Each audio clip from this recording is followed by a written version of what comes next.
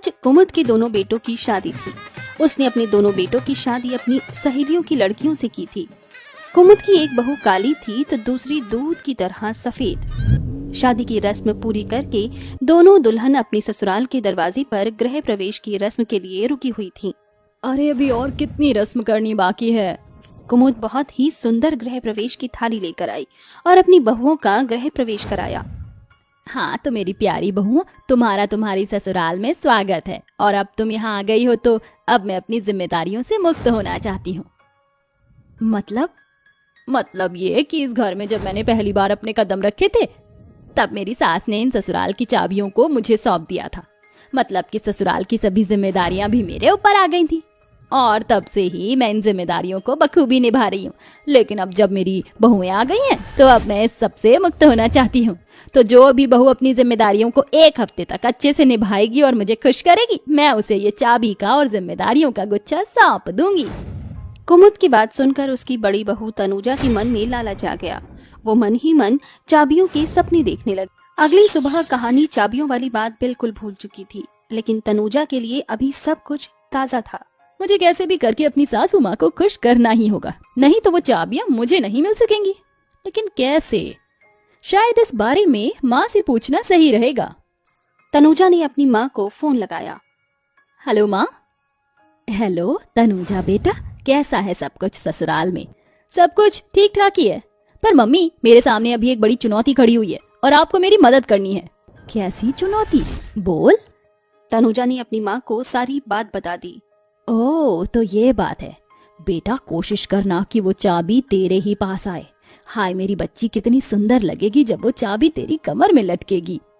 हाँ माँ, अब ज्यादा सपने मत देखो। उस चाबी को मैं कैसे हासिल करूँ उसका कुछ तरीका बताओ। देख बेटा, तरीका तो बस एक ही है। क्या? अगर तुझे वो चाबी चाहिए तो तुझे कहानी को नीचा दिखाना पड़ेगा और खुद को जिम्मेदार और ऊंचा, तभी बात बनेगी। आपने सही कहा माँ, अगर कहानी नीची दिखेगी तो मैं खुद ब खुद ही ऊंची हो जाऊंगी और फिर चाबियां मेरी। वाह, what a idea mamma, thank you so much. Tanuja अपनी माँ से बात करके नीचे गई। नीचे कहानी किचन में खाना पका रही थी। अरे जेठानी जी, आप उठ गई? क्या बना रही हो? लगता है चाबियां पाने की ज्यादा जल्दी है तुम्हें। चाबियां? ओह अच्छा, वो कल वाली माँ की बात।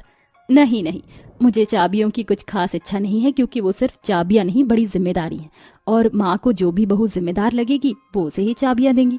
मैं बिना वजह ज्यादा जिम्मेदार नहीं बनूंगी, क्योंकि 4 दिन जिम्मेदारी आना अलग बात है और पूरी जिंदगी अलग।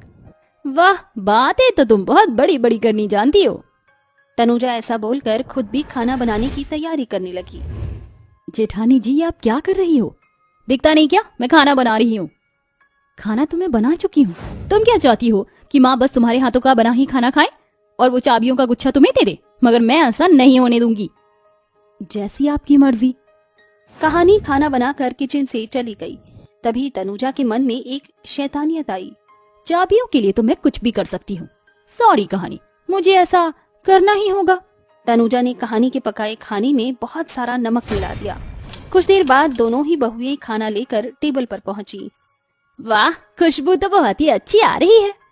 अरे बस, अब नहीं रुका जाता, चलो खाते हैं। हाँ चलो।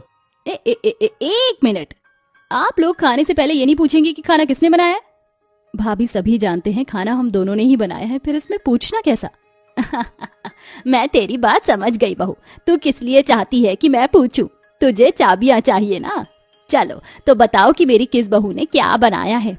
मम्मी जी, ये छोले कहानी ने बनाए हैं और ये बिरयानी मैंने। कुमुद ने पहले बिरयानी चखी। ये बिरयानी तो एकदम लाजवाब है, मजा आ गया। बहू तेरे हाथ में तो बहुत स्वाद है। शुक्रिया माँ। उसके बाद उसने कहानी के बनाए छोलों को टेस्ट किया। ये छोले हैं या नमक की डलियां? कितना नमक डाल दिया है तूने इसमें? पर माँ, मैंने तो बहुत ही कम नमक डाला था।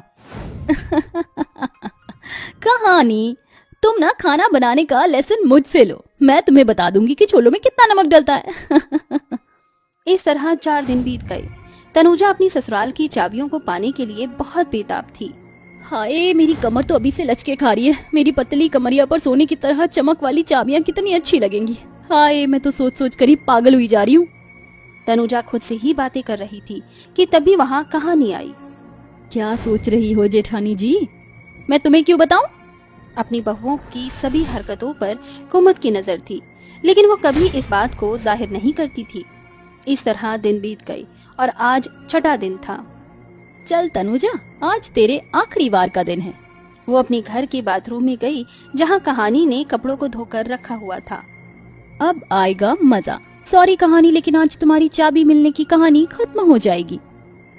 तनुजा ने सभी रंगीन कपड़ों में ब्लीच की पूरी बोतल पलट दी और फिर वो वहाँ से आ गई।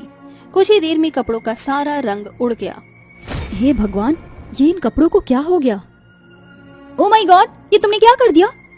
माँ तो ये सब कुछ देखकर बहुत नाराज होंगी। कहानी, कभी तो कोई काम ढंग से कर दिया करो। भाभी वो। तभी वहाँ कुमुद आ गई। माँ देखिए कहानी ने क्या किया। मैं जानती हूँ आज छठा दिन था और तुम्हारी परीक्षा का भी आखिरी दिन था। मैं देख चुकी हूँ कि मेरी कौन सी बहू इन चाबियों के काबिल है। तो वो कौन है माँ? वो मैं तुम्हें कल बताऊंगी। रात हो गई। तनुजा खुशी के मारे अपने कमरे में उछलने लगी। हाय, कल मेरी चिकनी चमेली कमरिया को उसका गहना मिल जाएगा। सभी सो गए। तनुजा को सोते हुए सपना आया कि उसकी सास उसे वो चाबियों का गुच्छा दे रही हैं, लेकिन तभी अलार्म बज गया। ओहो, कितना अच्छा सपना था, पूरा बेकार कर दिया। लेकिन मुझे तो आज इस सपने को हकीकत में बदलते देखना है। चल तनुजा, तैयार हो जा। दोनों बहुएं तैयार होकर अपनी सास के पास चली गईं। हाँ, तो आज इस घर की काबिल बहू को मैं ये ससुराल की चाबियां सौंपूंगी। तो तैयार हो तुम दोनों? दोनों बहुएं शांत खड़ी थीं।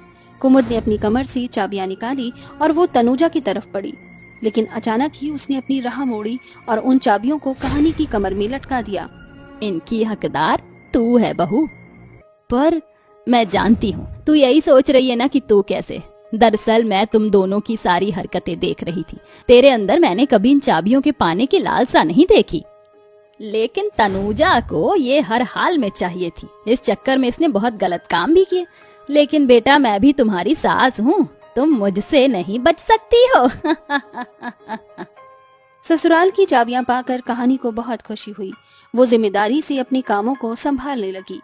तनुजा को अपने किए पर बहुत पछतावा था, क्योंकि उसके लालच ने उससे उसकी चाबियां छीन ली थी। तभी तो कहते हैं कि लालच बुरी बला है।